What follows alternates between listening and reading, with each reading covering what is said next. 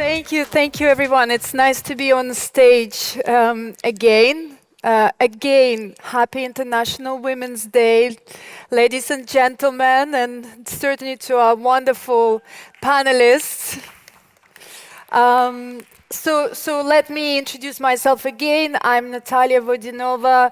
I'm co-founder of Locals, philanthropist, uh, uh, impact investor, a mother of five, most importantly, and your sister. Thank you. And then we have Sophia Swire. Sophia launched the global fashion for Pashmina shawls, helping to fund 250 village schools throughout Afghanistan and Pakistan. Absolutely incredible. She built one of the first sustainable fashion brands, which was the best-selling accessory line in Harrods. We all love Harrods. She established the first digital literacy training project for women in Afghanistan through her non-profit Future Brilliance, and trained Afghan jewelry artisans to design and manufacture for international markets. Since August 2021, she evacuated more than 1,000 vulnerable Afghan women and children, including amazing. I am such a fan of all of you, including the iconic National Geographic cover girl, remember the green eye girl? So, Sophia, incredible welcome. Welcome back, Her Highness Al Saida Basma Al Said. So I guess in a very few words, Her Highness is well-established mental health clinical counselor and founder of Whispers of Serenity. She tackled very difficult taboo subjects in the Middle East, such as abuse and eating disorders. Saida Basma is one of founder of Not Alone, a mental health awareness campaign. COVID was a very difficult time for us all, and she set up psychological and emotional support line during the pandemic that was available worldwide. Thank you very much. Natasha Miranchuk, I'm a big fan. Natasha is the founder and CEO of Sola, a mobile app. It's a startup that aims to empower expecting mothers through their journey to parenthood. With over 15 years of experience in motherhood support, she recognized the importance of providing emotional care to new parents. And through partnership with UNFPA and USAID, she had fueled a series of educational projects in Belarus, Lithuania, Italy, and US. And her personal response to limited access to hospitals during COVID, she established an educational platform for pregnancy, birth, and postpartum, which has attracted over 250,000 women in just 2 years. Welcome. And last but not least, Ida Berhalter. Ida is co-heads at IOME, a private investment partnership of women principals from the Gulf region, with its head office in Riyadh. Ida serves as an ambassador, member of the board, trustee, committee member, advisor, and expert to various for-profit and not-for-profit organizations around the globe, among others, United Nations University for Peace, Costa Rica, Orkan Energy, Germany, I guess that's a country, Oma Obama Foundation, Kenya, and many other countries, and she specialized in a wide range of issues, including social business, entrepreneurship, investments with positive impact, renewable energy, education, leadership, economic development, gender inclusiveness, And I could go on. I'm sure we'll hear something very exciting and interesting, and all these incredible women will inspire you today. So my first question, let's go almost in order. Sophia, I know that we all now heard how much you've done, and really it's, you've created this amazing impact with your life and your professional and personal journey. My question to you is, what is the personal cost of a journey like this? Well, first of all, thank you all for being here. Thank you for inviting me to talk to you today as well, Natalia. I think most of what I've achieved in my life has been done in collaboration with others. Supporting 1,000 plus Afghans, we evacuated several hundred of them and helped others with food and medical supplies and education and other things. That was done in collaboration with others. In terms of my personal life choices that have sort of caused me to choose doing that over something else, I think everything in life has a cost, doesn't it? Every decision that we make has some kind of impact on our lives and on the lives of everyone around us. And I have to say that my life is a tremendously exciting adventure. I've spent many years living and working in places where angels fears to tread, like the remote rural areas of Pakistan and Afghanistan. And I've never been bored, not for a moment. But I have to say that other people have been very concerned about some of the choices I've made in terms of exposing myself to danger and life experiences that perhaps most women wouldn't choose to have. And in terms of the personal cost, well, I'm now quite grown up and got a new amazing adventure ahead of me with an amazing group of women. But I've got to this age now, and I don't have a pot plant. I don't have a dog. I don't have a home. I have a base, but I don't have a home. I don't have a husband. I don't have a boyfriend, and I don't have any children. So that's it's an interesting choice, and so I have to say that my life is probably one of the most exciting lives of anyone that I've ever come across. But it's like watching a movie, it's tremendously exciting, but at the end of the day, for people plotting and mapping their own life choices, it's good to have someone to come home to. Yeah.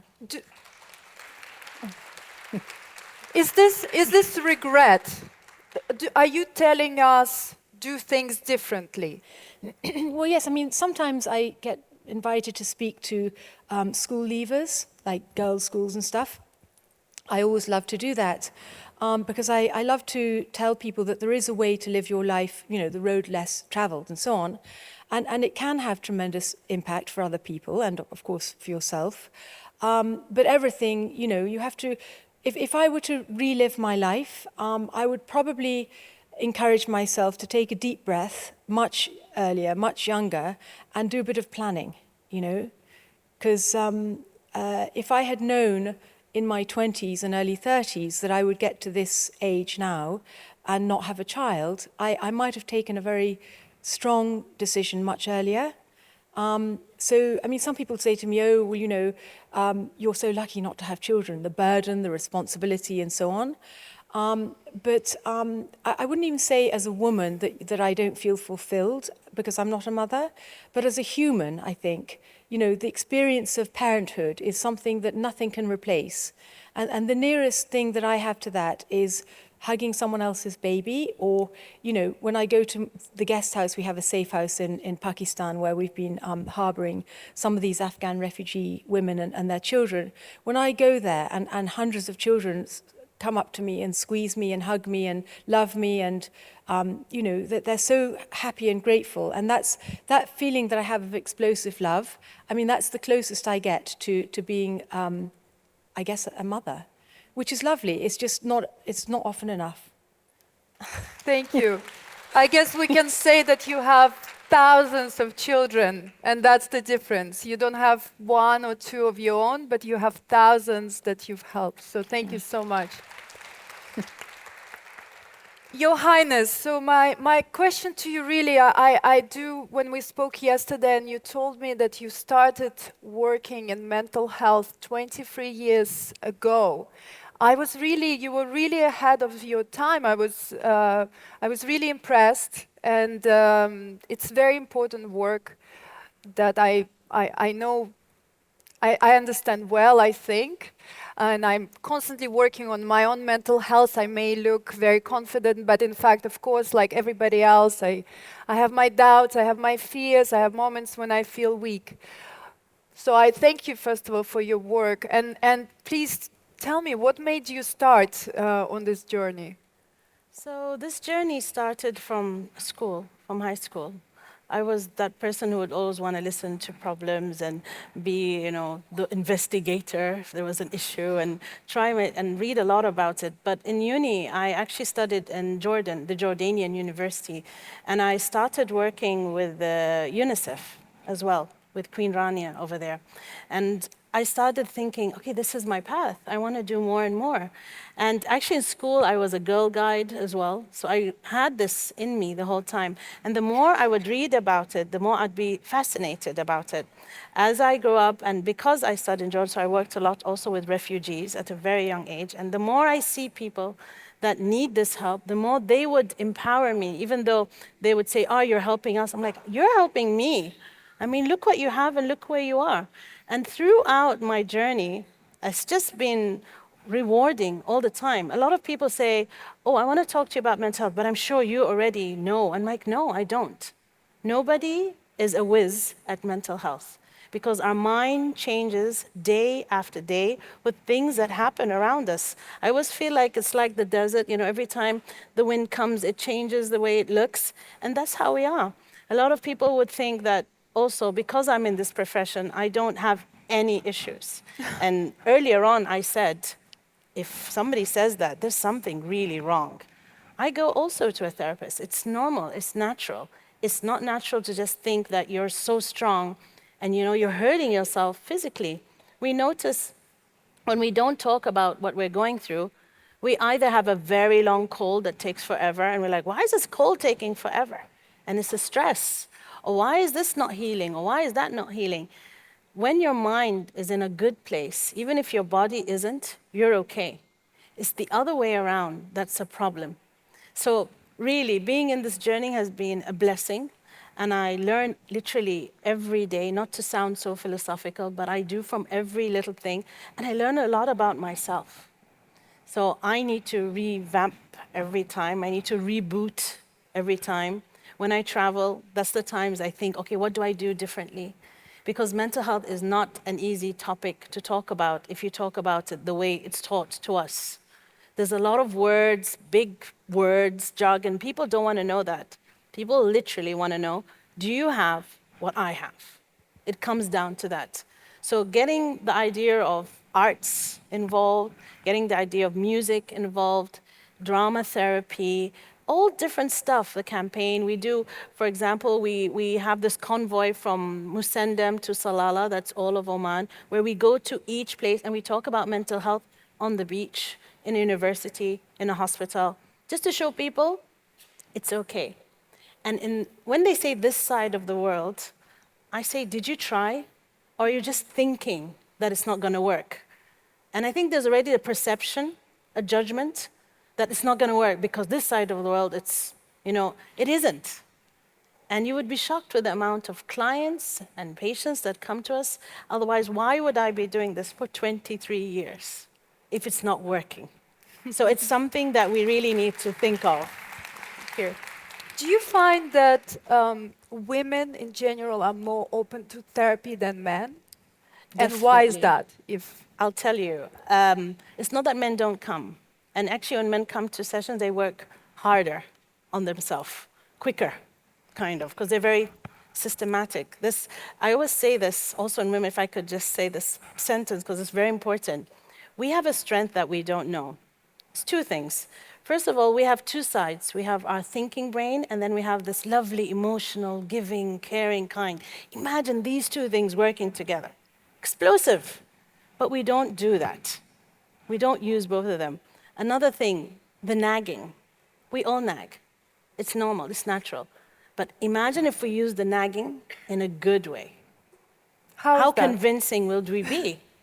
Right? I mean, there's You mean words that ourselves? Do we nag ourselves? no, when we nag, because, sorry, men, but you don't do what we ask you to do, so we have to nag. It's the kind of thing that goes on and on. Women have started wars and have end wars. That's how strong we are. But it seems that we forget. We have a way in talking and convincing. So they do come and they do talk because women like talking, which is a good thing. There is, of course, a group that don't. Not everybody is the same, and not everything I say is 100% because it's mental health. But men are brought up all around the world. You have to be strong. You're a man. Don't cry. I actually wrote an article called Men Should Cry because that's natural. Because when they don't, it stays inside. Yeah.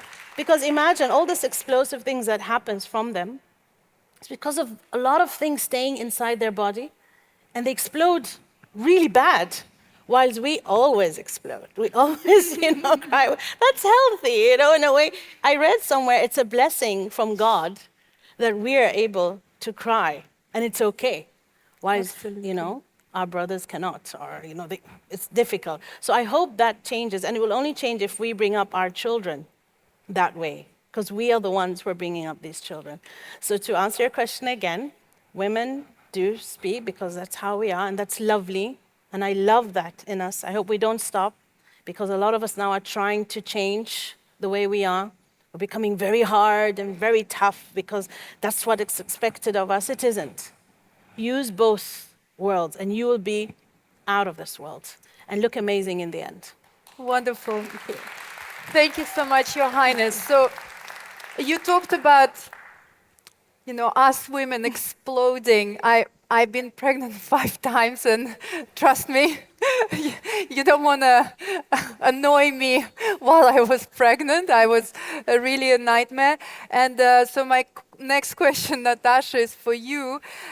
You have been doing big social projects in the space of pregnancy, helping women through their journey. As a mother, I know how important and how vulnerable and how special this moment is, and how much help we really need at this moment, despite our social status, background, religion. We are all the same. We are vulnerable in this moment, even if we serving our biggest purpose, realizing our biggest project.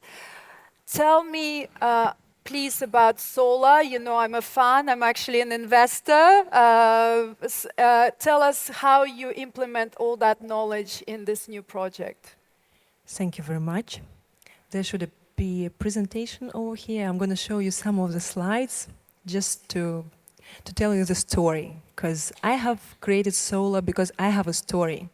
Doctors told me that I'm not going to have children since I was 16. I have 2. One of them is 9 and the other is 3. And that's actually a part of mental health that has been done, that helped my body to come out of the situations. With my second birth, with my second child, in a week before labor, I knew I'm going to be alone. I knew that the father is gone, and I have to step in the labor, having this feeling that nobody is waiting for me over there on the other side. And it was really fearful, and I was really very much afraid of making the step, but I did it, and it was successful, and I had the second baby, and I had a beautiful birth. But then I have experienced the postpartum depression, and I had a lot of support. I had support from doulas, from community, because I've been in this sphere for 15 years, and it still took me a year and a half. And I cannot imagine what would be with me if I didn't have that help.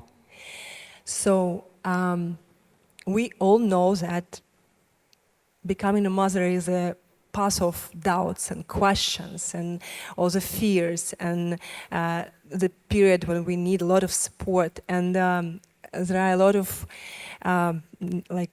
research saying that anxiety during pregnancy, it brings to early birth, and divorces come in the first year after the baby is coming, and a maternity burnout is coming in the countries as US and UK, where the extensive, like a very strong mothering is like very valuable, so they burn out.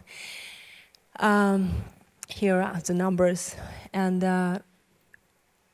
there's always products and awareness everywhere saying that mother have to be healthy to give a safe birth to a child. Mother has to do this to give beautiful labor, blah, blah, blah. Everything about the child, nothing about the mother. Nothing about how does she feel, where she is, does she have enough confidence, does she have enough support she needs, does she have enough care, does she have anyone to talk to. So what we are doing with Sola is we are saying that the birth of a baby is actually a birth of a mother. This is really very important.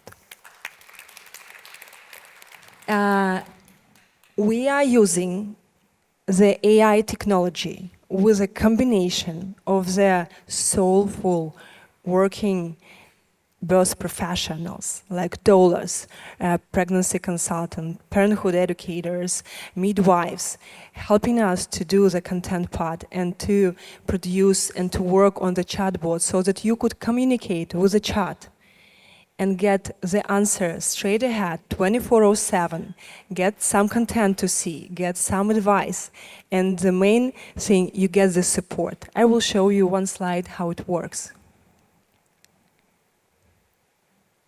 This one. There should be a play.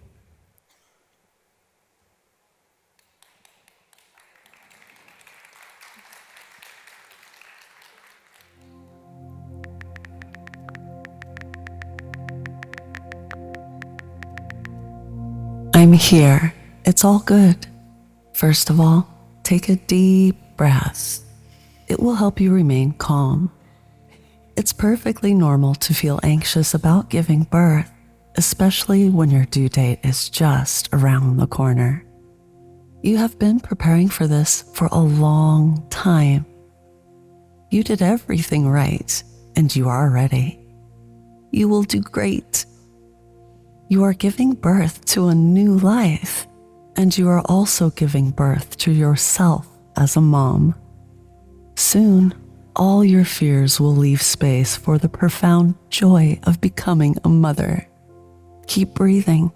It's going to be beautiful. And if you still feel anxious, use this breathing practice that I've prepared for you.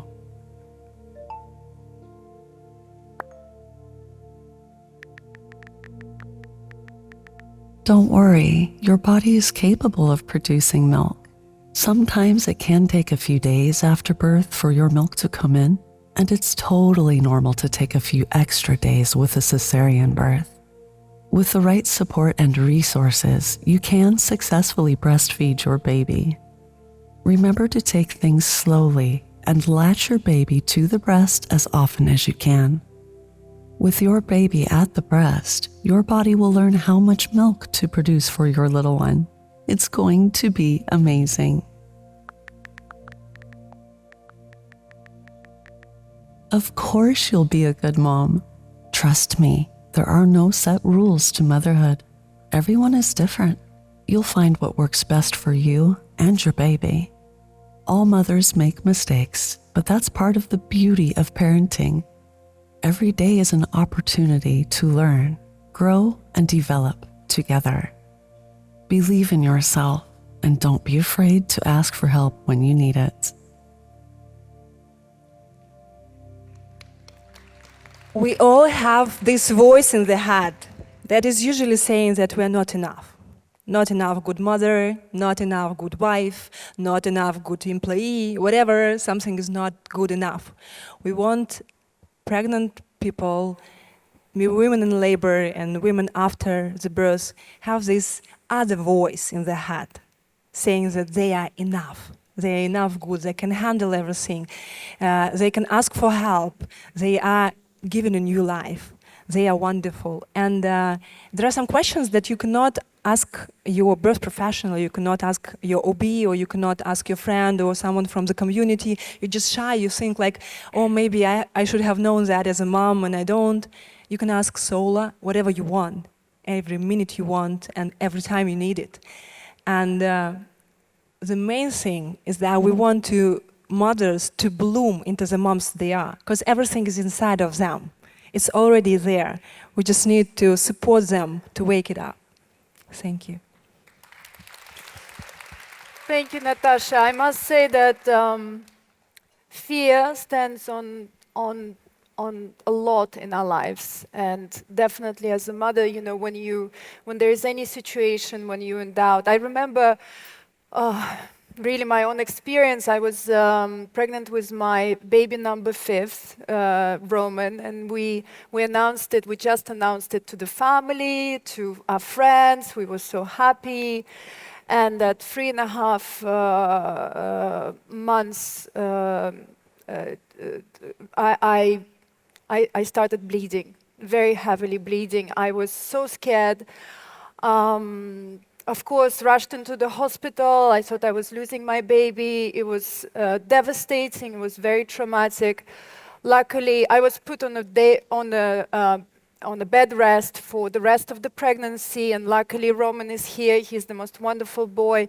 But what struck me at the time, and what really resonates with me now, is that, you know, the doctors talked to me about the baby, they talked to me about his safety, they talked to me about, you know, my health, and they were, you know, it was reassuring, but no one talked to me about that experience. It was the first time that I was possibly losing a child. No one offered me help, no one offered me a psychologist to talk to, and I think this is something also that we really, the medical world needs to address. Again, back to your point, Your Highness. There was an answer, like there was a mail from one of our users. She sent us a message. Thank you for what you're doing. The app is the only family I have for now. That's heavy.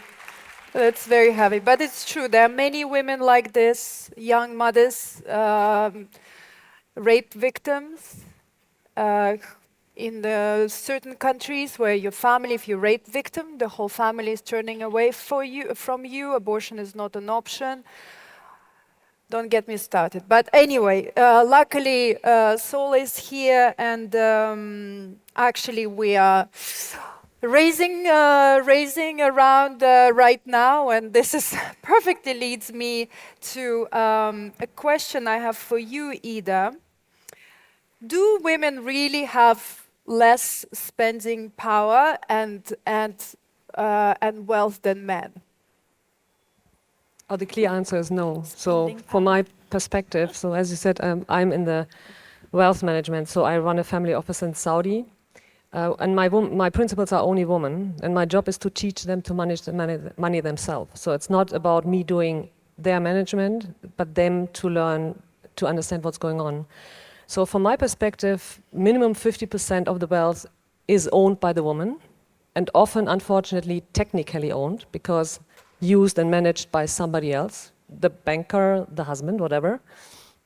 And I would say 80% of the wealth in the world is or could be controlled by women, because in most of the relationships, the men don't make an investment decision without talking to the spouse. So I said it as an example yesterday. So we have cars, obviously, and all the cars we own are in the name of my husband. The only reason, because they're in the name of my husband, he loves to spend hours at the car dealer. I don't.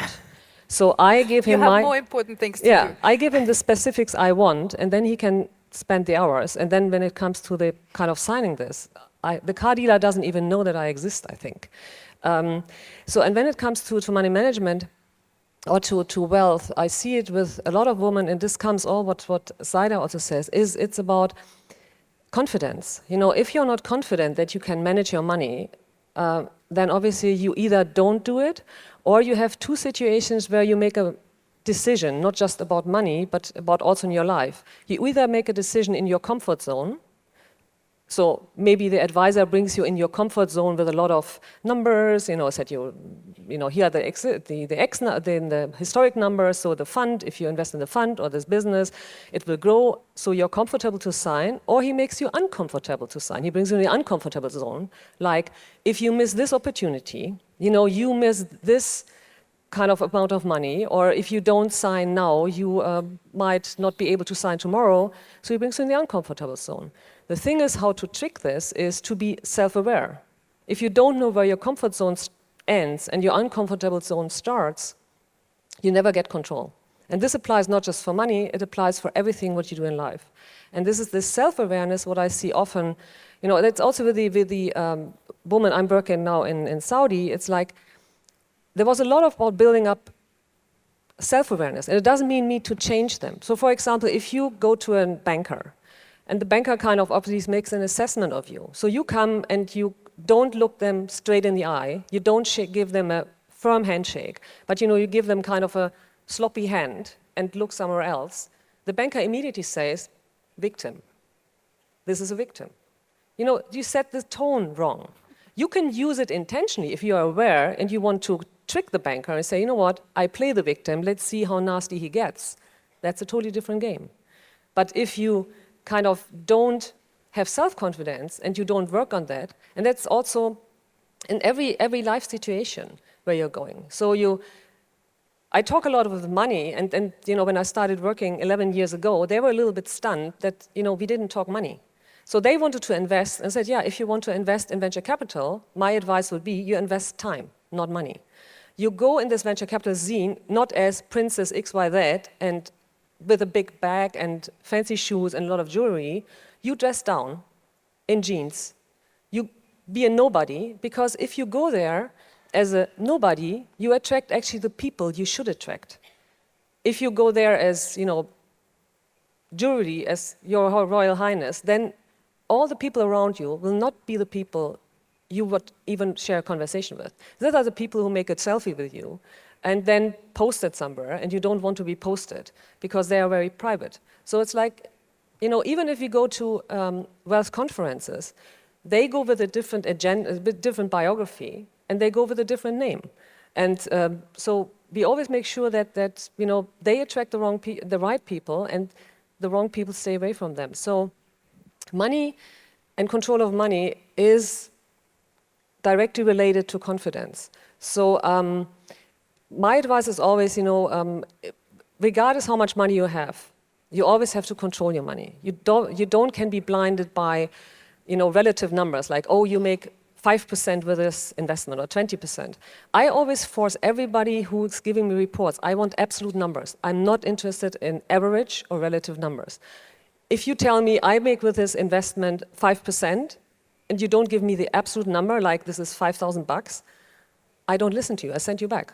I only believe in absolute numbers. And this is also the kind of the part of my confidence, that I insist that people deliver me information I can digest.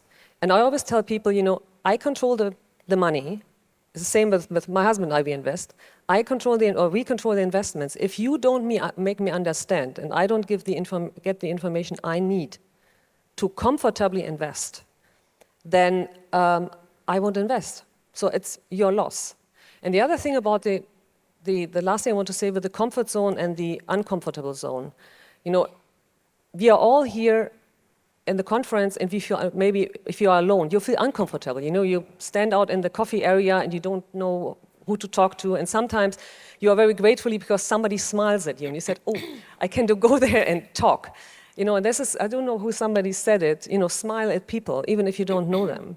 And also, when you are self-aware, you get aware that you are very powerful, so you can be comfortable in your uncomfort zone. You can go in your panic zone and be strong and comfortable. And what you said with growth, I always said, this is a picture I give my children, I said, when you grow older and you grow, you always shed a skin. It's like a snake. When a snake grows, you shed a skin. And that situation, when you shed a skin, you are most vulnerable. and there you get your scars. And you can't go to life without scars. It will not happen. I don't know anybody who has any scar. So the thing is, if the people around you are protecting you, and you have the right people around you, the people who make you grow, tell you the truth, are honest, are authentic, and not kind of, excuse my French, bullshitters, then you have built your tribe, and then you can shed your skin and you grow to the sky, but you need to have the right people around you. So, this is not just the money advice. Money is just the same part, but if you don't handle your self-awareness and your ego, then you are lost anyway, with or without money. Wonderful. Ida, thank you so much.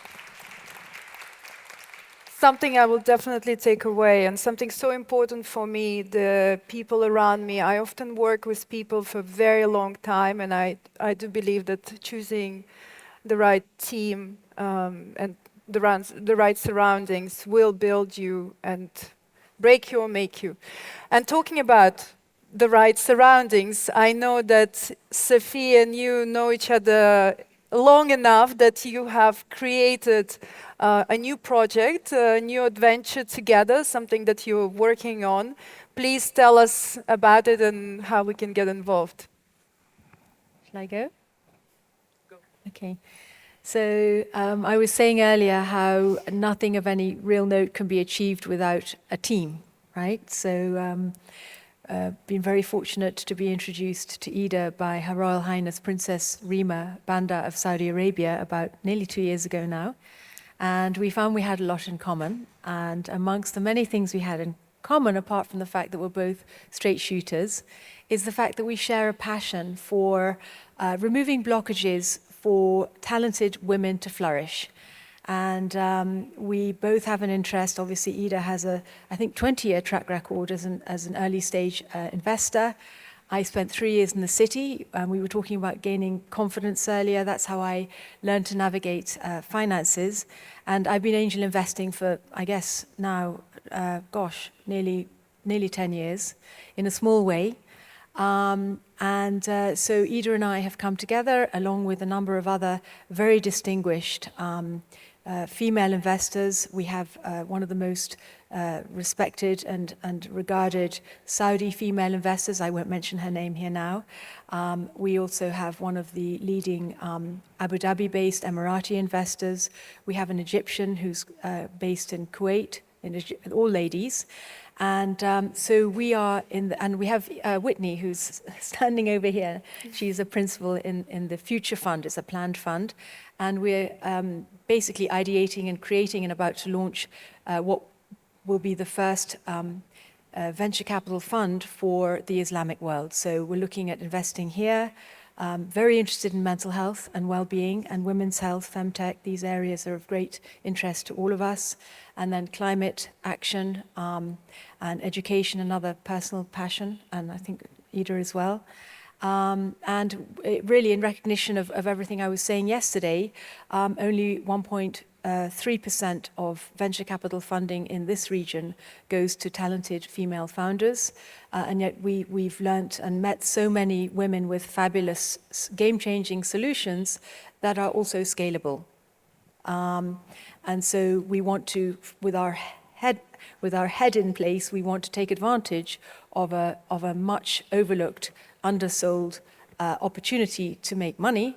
And with our hearts, we want to be a part of this wonderful rising tide of female empowerment and bring access to capital, but also network support, community support to talented female founders. Amazing. It's called Jedi. Oh, nice. Fantastic.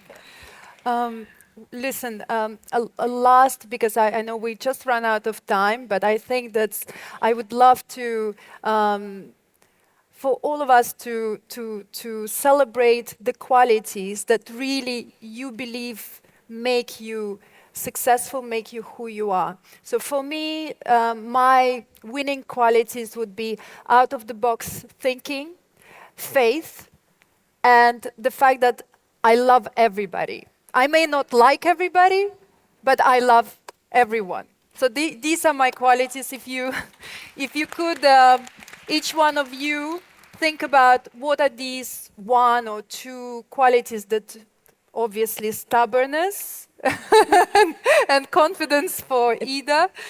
It's stubbornness, but I think it's also brutal honesty with me and others.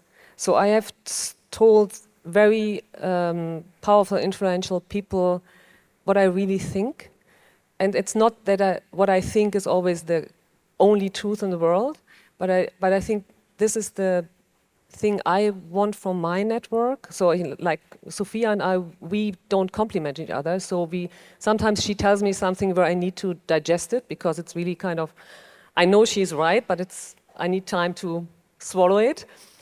So I think this is Honesty.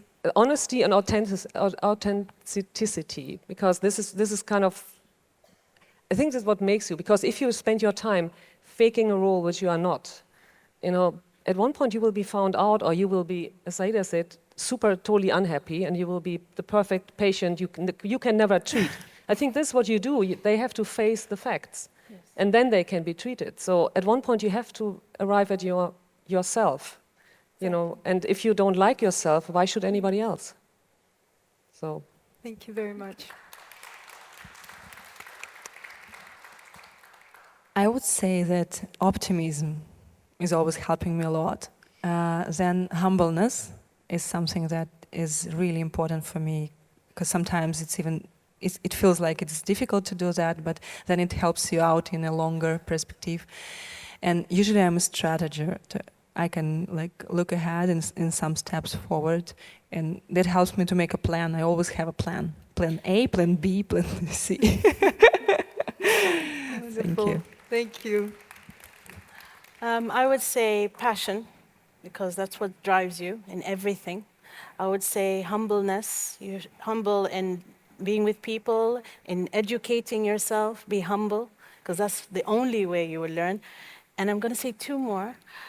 Being kind, which we have forgotten completely how to be kind, and be thankful, which we forget. I'm very thankful I'm here and meeting all of you and thinking, who am I going to connect with?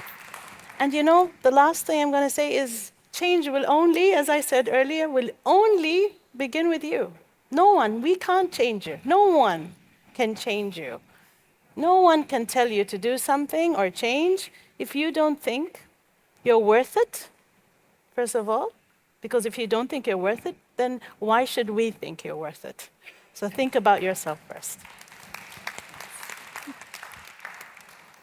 I think for me, buoyancy and resilience. Whenever I feel fear about something, I tend to go right into the heart of it. So for many, many years, I refused every invitation to do public speaking. I would rather be shot dead than stand in front of you. And I know that this is something that many women share, and it holds us back. So because I couldn't truck with this anymore, I actually decided to run for office, and I ran in the European elections in 2014 because I knew I would have nowhere to hide. So just through sheer exposure and repetition, I was able to crack stage fright, basically. So that's one thing. And then I think the other sort of thing that really helps me is that over the years, I've developed a deep spiritual practice. So every morning and every evening, I meditate. And whatever's gone on in the day, I'm able to change my sort of vibration.